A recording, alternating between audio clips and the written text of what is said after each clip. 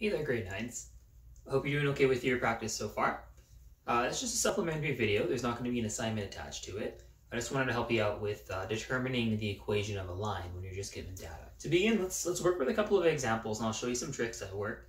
They don't always work, but we're going to do our best to make them work for us when we can. So in this case, I got a table of values.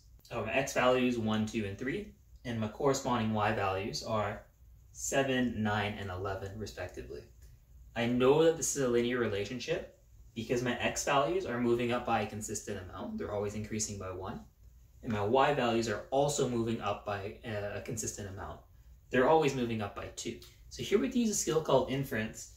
I haven't given you what 4 would be, and it's not really that useful to us, but if I asked you, hey, if x was equal to 4, what would y equal? And you might be able to determine that, well, if y keeps on increasing by 2, my y value would then be 13.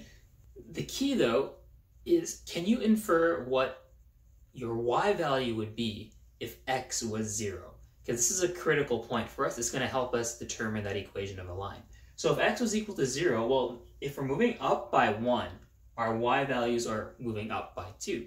If we're moving down by 1 for our x values, we also have to move down, this time by 2, for our corresponding y values. So if x equals 1 and y equals 7, well, x at 0 means that y should be equal to 5.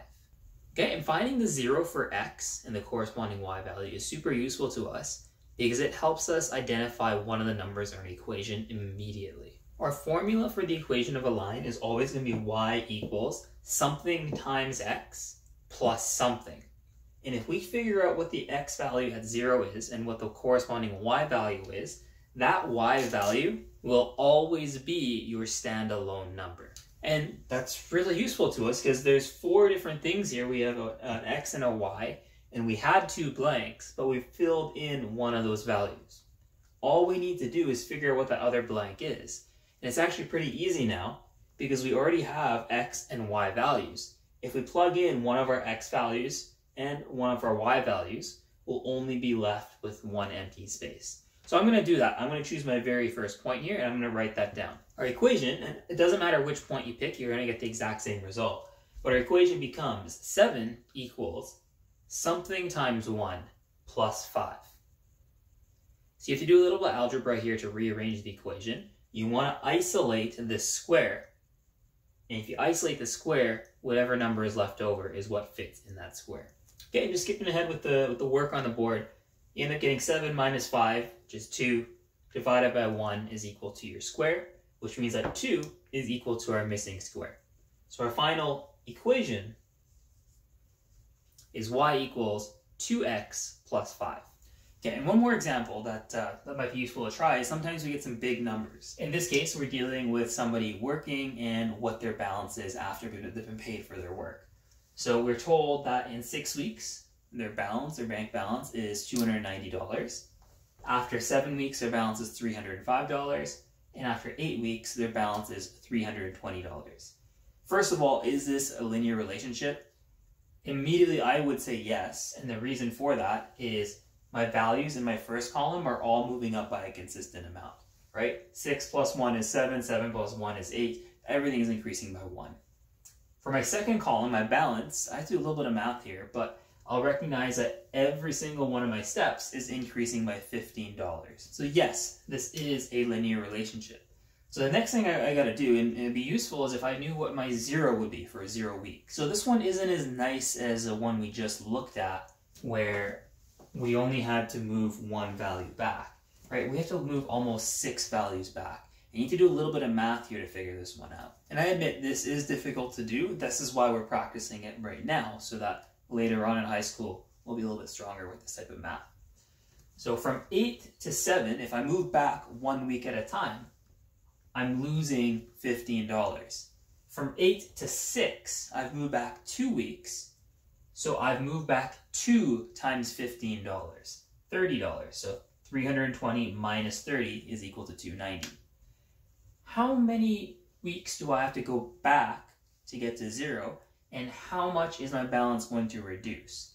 Well, let's start from the top here. From 6, there's 5, 4, 3, 2, 1, and then we have to get back to 0. So we're moving back 6 steps. Okay, so at 0, I need to reduce $15 6 times.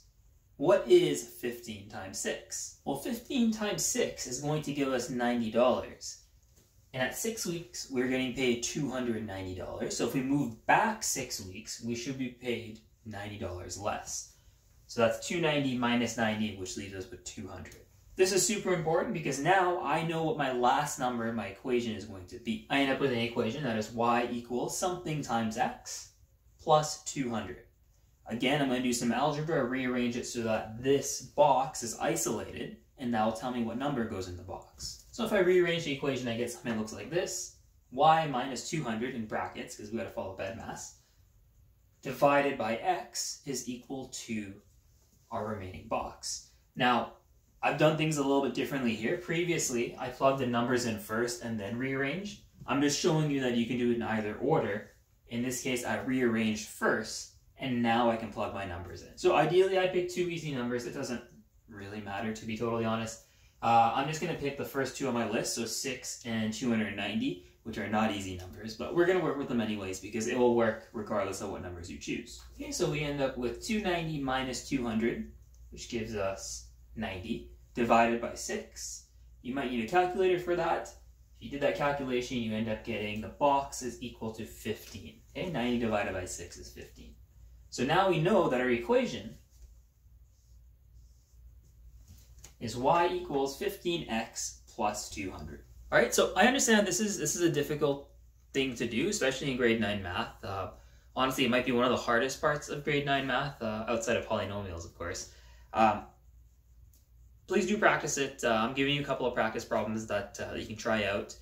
You can try making some of your own if you want. I'll give you maybe one more set of practice questions before an assessment so you can try that out. And again, this is a very difficult skill for grade 9, so I really appreciate if you're trying this. And I promise if you're trying this now in grade 10 and 11, it's going to pay off so much because this students really trip up on this regardless of what type of math you take later on. So please do give it a shot. If you have any questions, let me know. Otherwise, I hope you're doing fantastically well, and I'll catch you in the next one.